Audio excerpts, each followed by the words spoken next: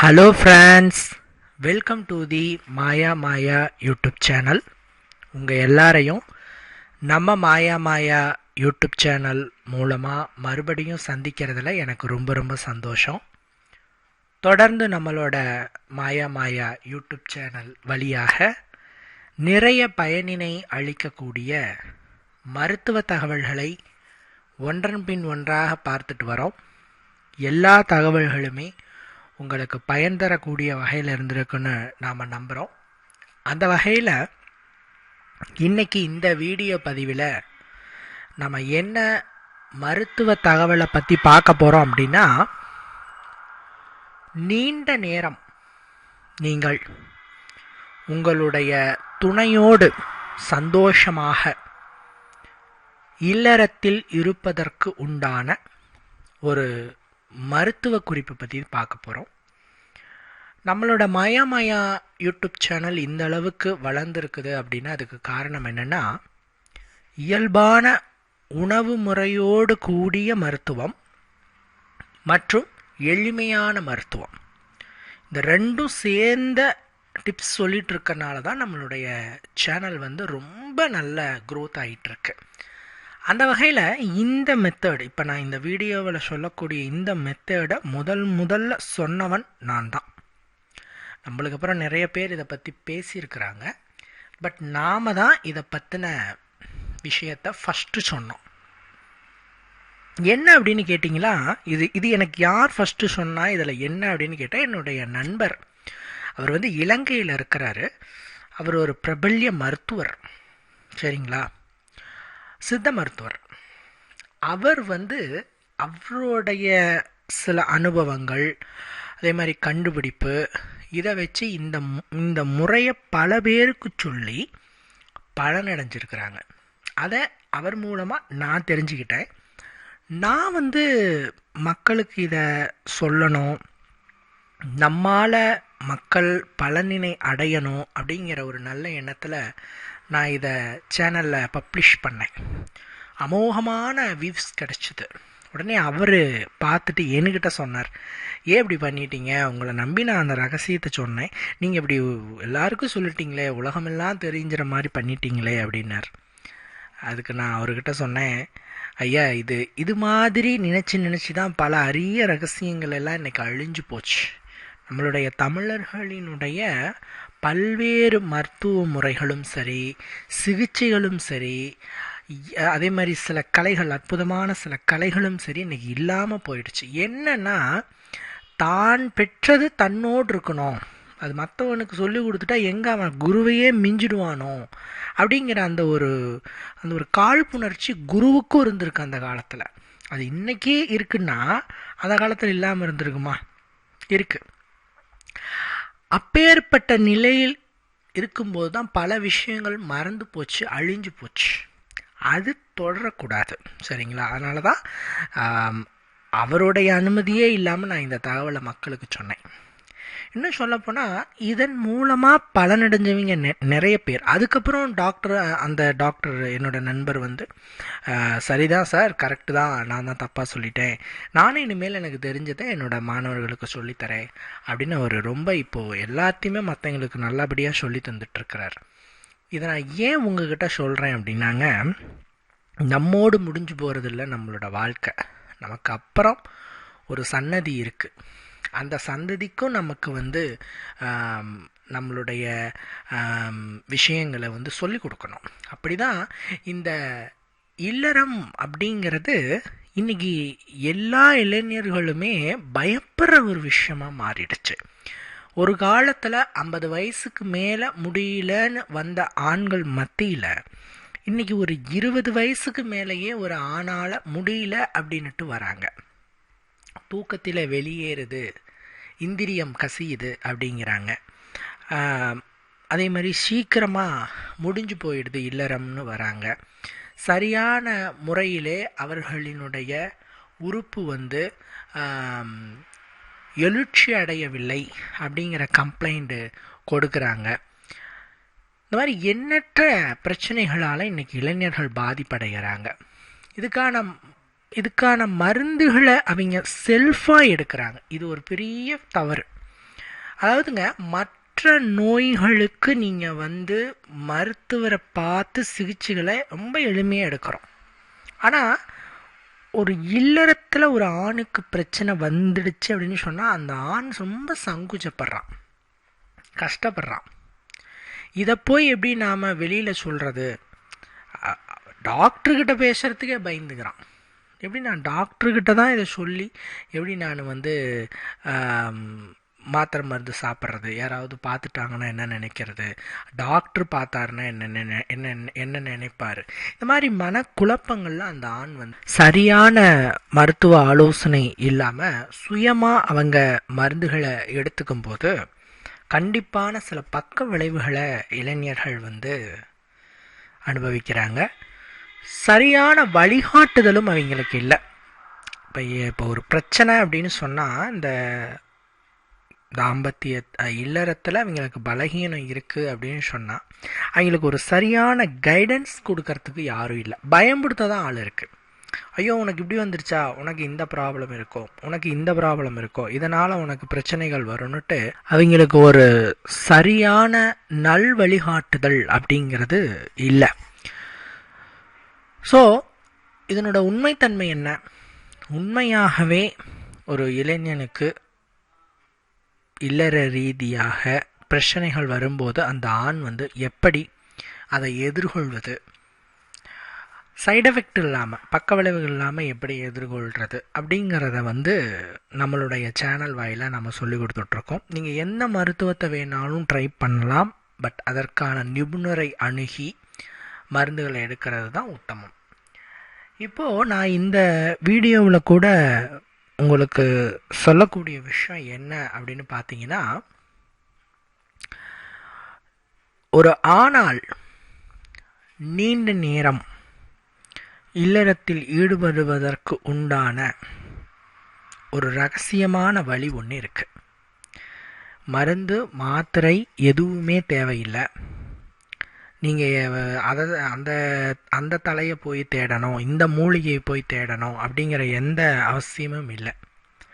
எளிமையான முறையில் உங்களுடைய வீட்டில் இருக்கக்கூடிய இந்த சிறிய பொருளை உங்களுடைய கையில் வைத்து கொண்டாலே போதும்.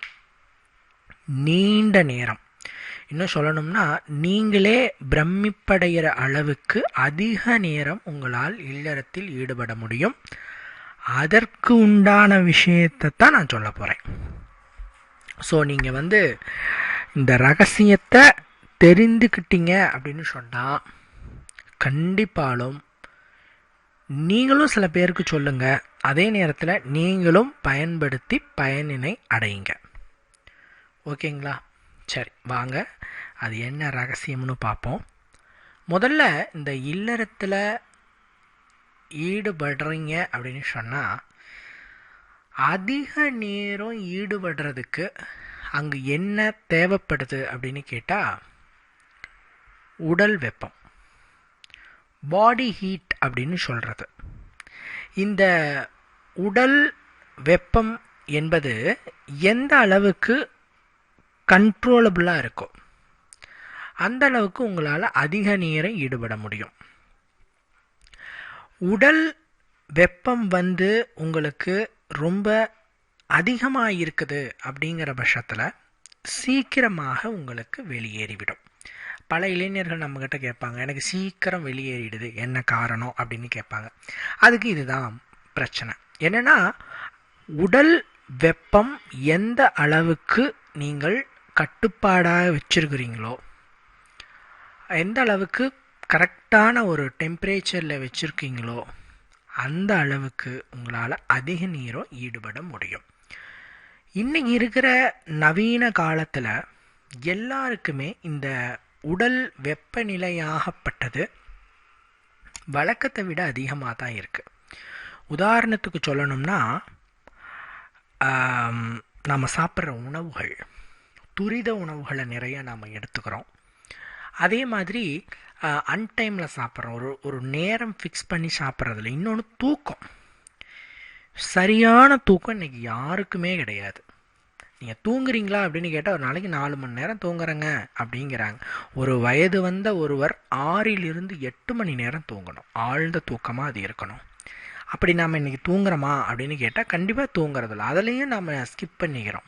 இப்படி உணவு, தூக்கம், இது இல்லாமல் டென்ஷன், இந்த மாதிரியான விஷயங்கள் எல்லாமே ஒரு ஆணுக்குள்ளே போகும் பொழுது ஆட்டோமேட்டிக்காக பாடி ஹீட் வந்து அதிகமாகிடுது. இந்த பாடி ஹீட் வந்து நிறைய பிரச்சனைகளுக்கு வந்து வித்திடும். அதில் மிக முக்கியமான ஒரு பிரச்சனை தான் இந்த இல்லற நேரத்தை வந்து கம்மி பண்ணி வச்சிரும். சீக்கிரமாக வெளியேறிடுதுன்னு சில ஆண்கள் புலம்புவாங்க. வச்ச உடனே வெளியேறிடுது, அதிக நேரம் என்னால் செயல்பட முடியல அப்படின்னு புலம்பக்கூடிய ஆண்கள் ஏராளமாக இருப்பாங்க. அவங்களுக்கு எல்லாமே என்ன விஷயம் அப்படின்னு கேட்டால், உங்களுக்கு பாடி ஹீட்டே அதிகமாக இருக்குது அப்படிங்கிறது தான் அதனுடைய அர்த்தம். இப்போ இந்த பாடி ஹீட்டை வந்து குறைக்கணும், நீண்ட நேரம் ஈடுபடணும்.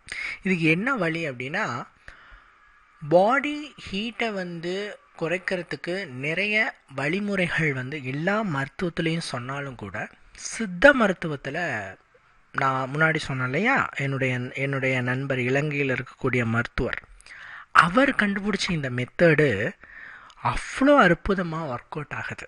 நான் சொல்ல போனால் அவர் கண்டுபிடிச்சதுங்கிறத விட நம்ம இதை அதிகாலத்துலேருந்து பயன்படுத்திட்டு தான் இருந்தோம். பட் அதனுடைய பலனை அவர் வந்து கண்டுபிடிச்சாருன்னு தான் நம்ம சொல்ல முடியும்.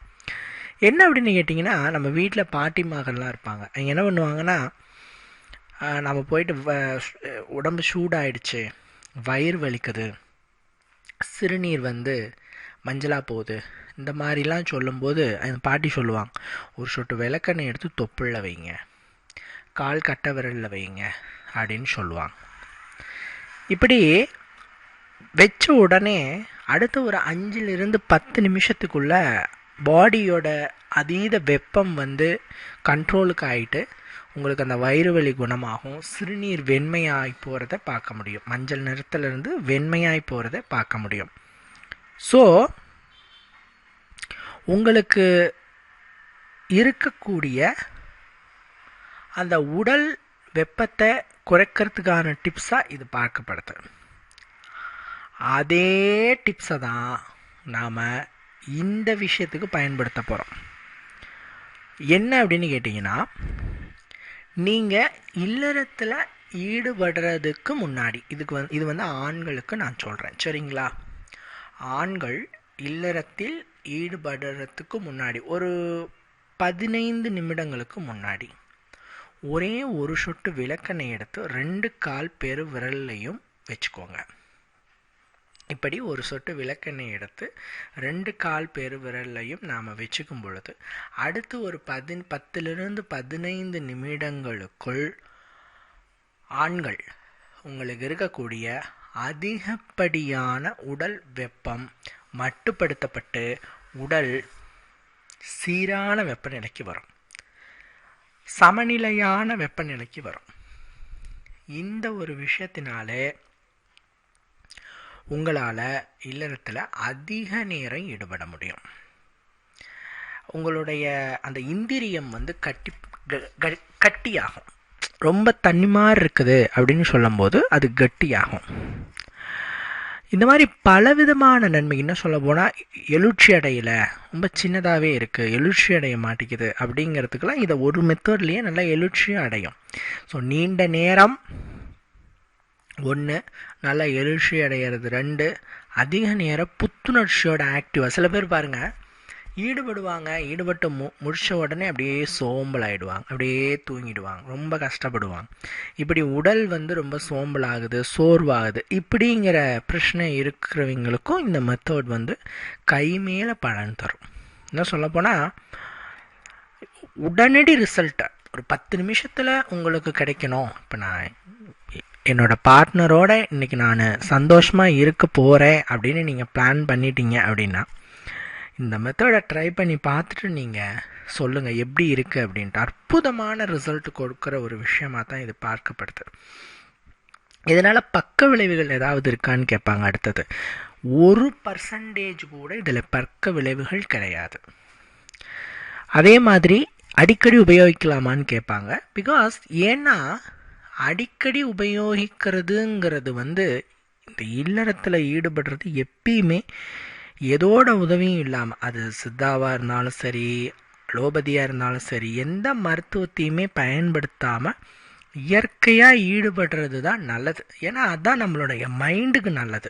என்னால் எதுவுமே இல்லாமல் ஈடுபட முடியுங்கிற அந்த மைண்டில் இருக்கும்போது தான் அது வந்து நல்ல இன்பத்தை தரும். இப்போ நான் எண்ணெயை காலில் ஒரு சொட்டு வச்சாதான் என்னால் ஈடுபட முடியுங்கிற அந்த ஒரு எண்ணத்தில் நீங்கள் போயிட்டீங்க அப்படின்னு சொன்னால் உங்களால் வந்து சரியாக அதில் ரெகுலராக ஈடுபட முடியாது. அதனால் நான் என்ன சொல்லுவேன்னா, எந்த மருத்துவமுமே விருந்தும் மருந்தும் 3 நாளைக்கு தான். ஸோ ஒரு வாரத்தில் 2 நாள் ட்ரை பண்ணலாம், மாதத்தில் ஒரு 4 நாள் ட்ரை பண்ணலாம். சரிங்களா? இதையே ரெகுலராக பண்ணி அதுக்கு நீங்கள் அடிமையாக வேண்டாம் அப்படின்னு நம்ம சொல்கிறது. சைட் எஃபெக்ட் எதுவும் இல்லை, பயந்துக்க வேண்டாம்.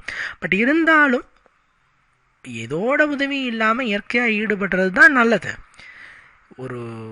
உங்களுக்கு ஒரு உந்துதல், என்னாலையும் முடியுங்கிற ஒரு சக்தியை உங்களுக்கு கொடுக்கணும், மைண்டுக்கு கொடுக்கணுங்கிறதுக்கு தான் இந்த மெத்தட் நான் சொல்கிறேன். சரிங்களா? ஸோ இதை நீங்கள் ட்ரை பண்ணி பாருங்கள். குட் ரிசல்ட் கிடைக்கும்னு சொல்லப்போனால் 10 நிமிஷத்தில் ரிசல்ட் கிடைக்கும். நீங்களே சொல்லுவீங்க சூப்பராக இருந்ததுங்க அப்படின்ட்டு. சரிங்களா? இதை நீங்கள் மெத்தட் ட்ரை பண்ணி பாருங்கள், உங்கள் ஃப்ரெண்ட்ஸ்கிட்டையே சொல்லுங்கள். அதே மாதிரி இந்த எண்ணெய்கள் அப்படிங்கும் பொழுதுங்க, விளக்கெண்ணெயை பற்றி பார்த்தோம். அடுத்து நல்லெண்ணெயை பற்றி பார்ப்போம். நல்லெண்ணெய், இதுக்கு பேரே நல்லது செய்யும் எண்ணெய். நல்லா பாருங்க, தேங்காய் எண்ணெயிலேருந்து எடுத்தால் தேங்காய் எண்ணெய்னு சொல்கிறோம், ஆமணக்கு எண்ணெயிலேருந்து எடுத்தால் விளக்கெண்ணெய்னு சொல்லுவோம். அது வந்து கிராமங்களில் ஆமணக்கு எண்ணெய்ன்னு தான் சொல்லுவாங்க, கொட்டமுத்து எண்ணெய்னு சொல்லுவாங்க. இது மாதிரி ஒவ்வொரு பொருள், இப்போ வேப்பங்காயிலேருந்து எடுத்தால் வேப்ப எண்ணெய்னு சொல்கிறோம். இப்படி ஒவ்வொரு பொருளிலிருந்து எண்ணெயில் பிரித்து எடுக்கும்போது அதுக்குரிய பெயர்களை வச்சு அழைக்கிறோம். பட் எள்ளிலிருந்து எடுக்கப்பட்ட எண்ணெய் நம்ம எள்ளெண்ணெய்ன்னு தானே சொல்லணும். ஏன் நல்லெண்ணெய்ன்னு சொல்கிறோம் அப்படின்னா, இந்த எண்ணெய்க்கு தீமை செய்ய தெரியாது, நல்லது மட்டும்தான் செய்யும். அப்போ மற்ற எண்ணெய்கள்லாம் தீமை செய்யுமா அப்படின்னா, கொஞ்சம் அளவுக்கு மிஞ்சியோ அல்லது சில உடல் உபாதை இருப்பவர்களோ அந்த எண்ணெய்களை பயன்படுத்தும் போது, இப்போ உதாரணத்துக்கு கடலெண்ணெய் இருக்குதுன்னு வச்சுக்கோங்க, கொலஸ்ட்ரால் அதிகமாக இருந்தால் கடலெண்ணெய் யூஸ் பண்ணக்கூடாது. அப்போ நம்ம கடலெண்ணெய் எடுக்கும்போது கொலஸ்ட்ரால் அதிகமாகிடும். இப்படி பிரச்சனை இருக்கிறவங்களாம் நல்லெண்ணெய் யூஸ் பண்ணிக்கலாம். நல்லெண்ணெய் எப்பயுமே நல்லது மட்டுமே செய்யும், அதனால தான் பேர் நல்ல எண்ணெய். இந்த நல்லெண்ணெய் இல்லறத்திற்கு எப்படி பயன்படுது, ஆண்களுக்கு எப்படி பிரயோஜனப்படுது, ஆண்களினுடைய வாழ்க்கையிலே ஒரு நல்ல ஒரு மாற்றத்தை எப்படி இந்த நல்லெண்ணெய் கொடுக்கறது அப்படிங்கிறத பற்றி சொல்லணும்னா, அங்கே அற்புதமான ஒரு விஷயம் நான் சொல்கிறேன், நல்லா கேட்டுக்கோங்க. ஒரு ஆண் வாரத்துக்கு அட்லீஸ்ட் ஒரு முறையாவது எண்ணெய் தேய்ச்சி குளிக்கணும். நல்லா தலைக்கு எண்ணெய் வச்சுக்கிட்டு உடம்புக்கெல்லாம் தேய்ச்சிட்டு நல்லா ஊற வச்சுட்டு குளிக்கணும். இப்படி தலைக்கு எண்ணெய் வச்சு குளிக்கிற பழக்கத்தை இன்றைக்கி நாம் செய்கிறதில்ல. பட் ஆண்களுக்கு ரொம்ப இது முக்கியம். ஆண் பிள்ளைகளுக்கு எண்ணெய் தேய்ச்சி குளிக்கிறதுனால ரெண்டு பெனிஃபிட். ஒன்று, இந்த உடல் சூடு கண்ட்ரோல்லையே இருக்கும். அதிகமான உடல் சூடின் காரணமாக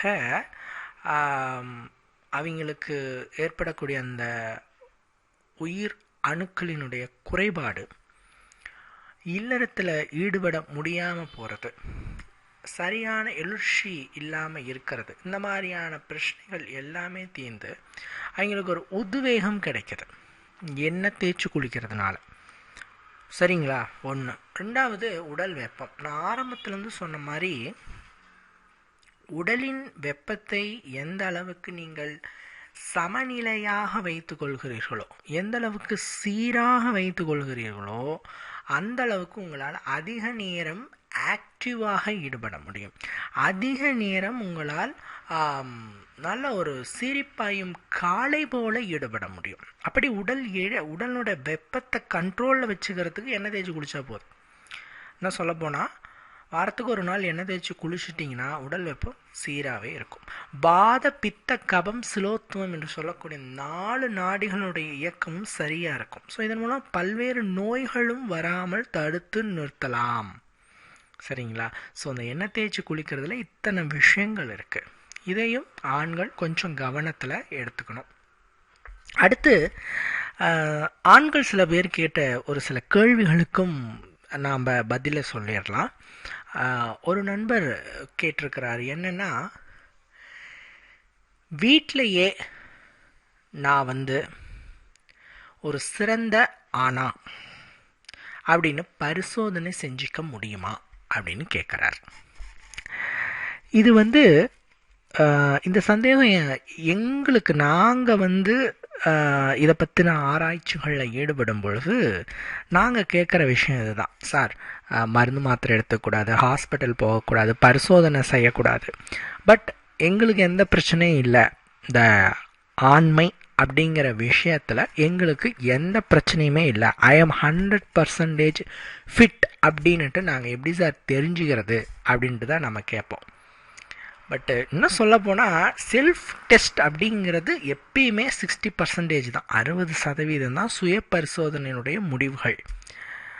100% முடிவுகளுக்கு நீங்கள் மருத்துவமனை சென்று மருத்துவரை நீங்கள் பார்த்து அவருடைய அறிவுறுத்தலின்படி பரிசோதனை செய்யும்போது தான் ரிசல்ட் எப்படிங்கிறது தெரியும். பட் நம்ம சுயமாக ஏதாவது ஒரு பரிசோதனை செஞ்சுட்டு ரிசல்ட் கண்டுபிடிக்க முடியுமா அப்படின்னு கேட்டால் ஒரே ஒரு விஷயம் இருக்குது, நான் அதை சொல்கிறேன். இதுவும் ரகசியம்தான். இப்போ நான் முன்னாடி சொன்னது ரகசியம், அதே மாதிரி இதுவும் ஒரு பெரிய ரகசியம். என்னங்க ரகசியம்னு சொல்கிறீங்கன்னா, சிதம்பர ரகசியம் ரேஞ்சுக்கு பில்டப் பண்ணிக்கிட்டு இருக்கிறீங்க அப்படின்ட்டு. நான் இன்னொன்று கூட சொல்லிடுறேன், சிதம்பர ரகசியத்தை கூட சொல்லிவிடுவாங்க. இந்த ரகசியத்தை நாங்கள் அறியறதுக்கு பட்ட பாடு பெரும் பாடு.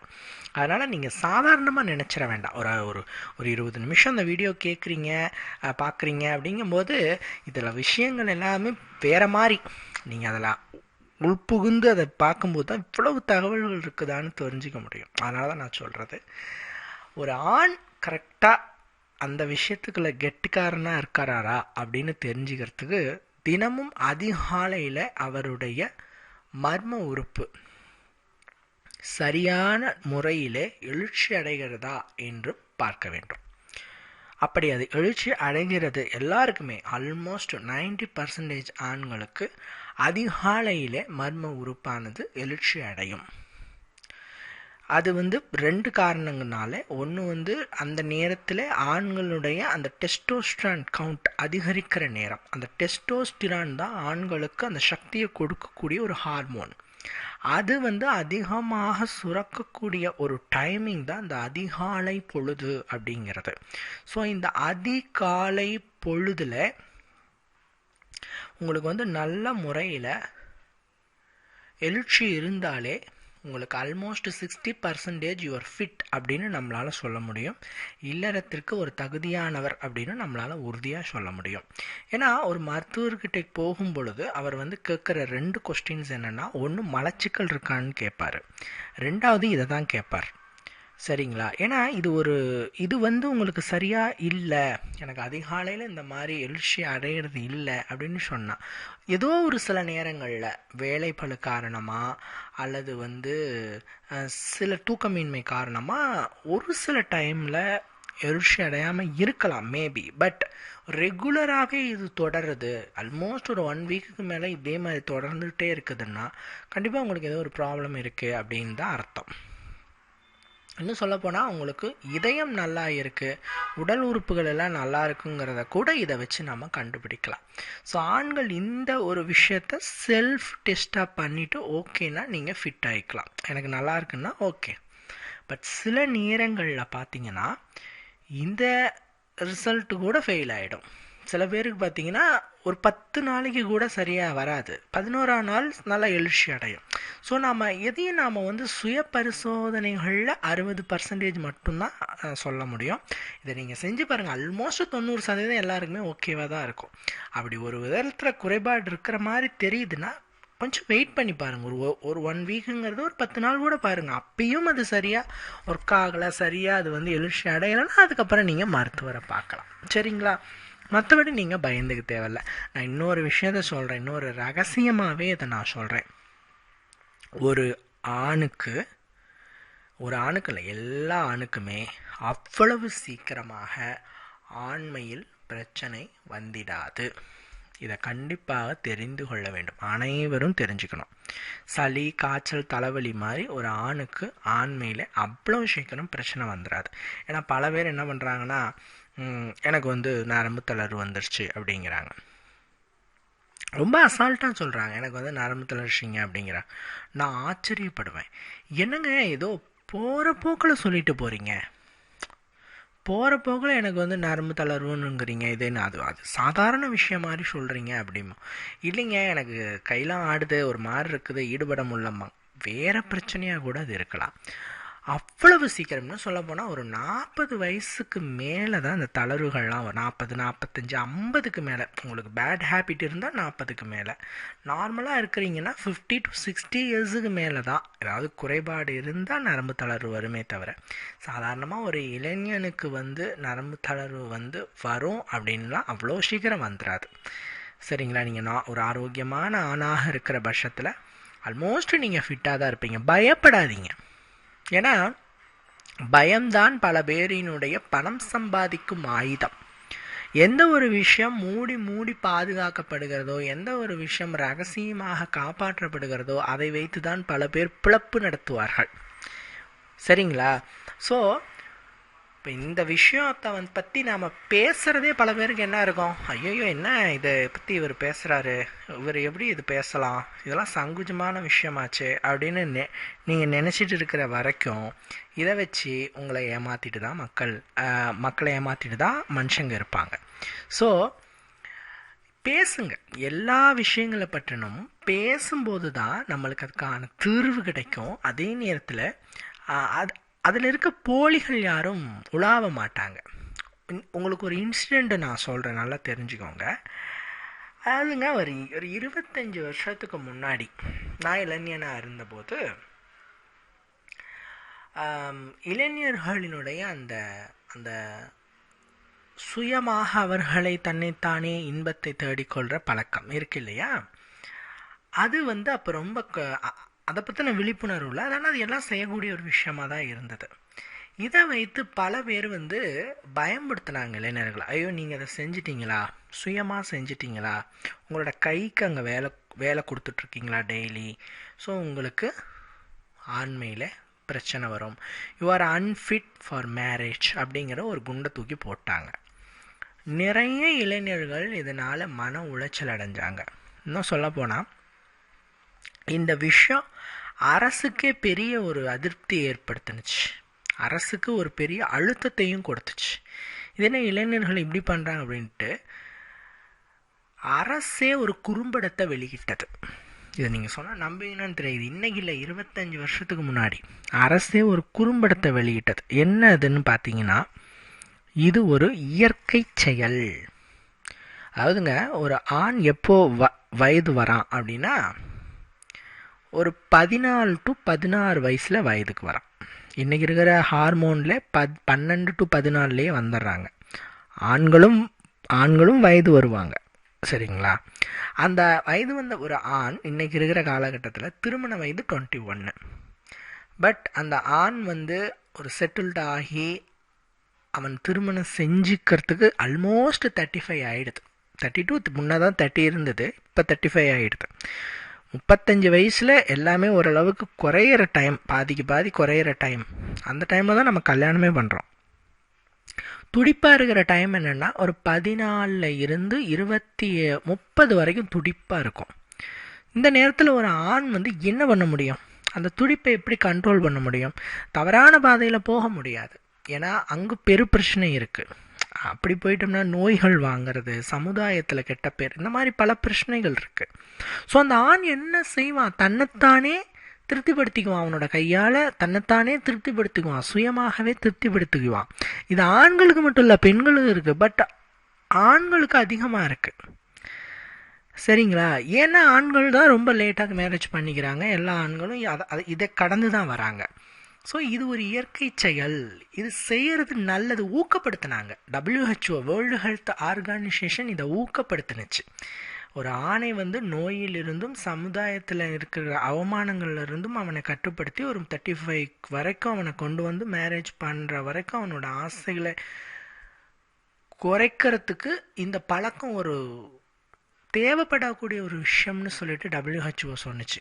அரசும் என்ன சொன்னுச்சு, இதனால் கண்ணுக்கு கீழே கருவளையம் வரும், முடி கொட்டும், வயதான தோற்றம் வரும், குழந்தை பிறக்காது, இந்த மாதிரியான விஷயங்கள் எல்லாமே பொய், இதை வச்சு பணம் சம்பாரிச்சிட்டு இருக்காங்க போலிகள் அப்படின்னுட்டு அரசே ஒரு குறும்படம் வெளியிட்டு இளைஞர்களை தெளிவுபடுத்தி அதை பற்றின அவேர்னஸ் கொண்டு வந்து இன்னைக்கு ஒரு மருத்துவர் அப்படி சொன்னாங்க அப்படின்னா இளைஞர்கள் ஐயோ இவர் போலி மருத்துவராட்டங்குது, இது ஒரு நார்மலான விஷயம், இதுக்கு போய் என்ன இப்படி சொல்கிறாங்கங்கிற அளவுக்கு இன்றைக்கி டெவலப் ஆகிடுச்சு.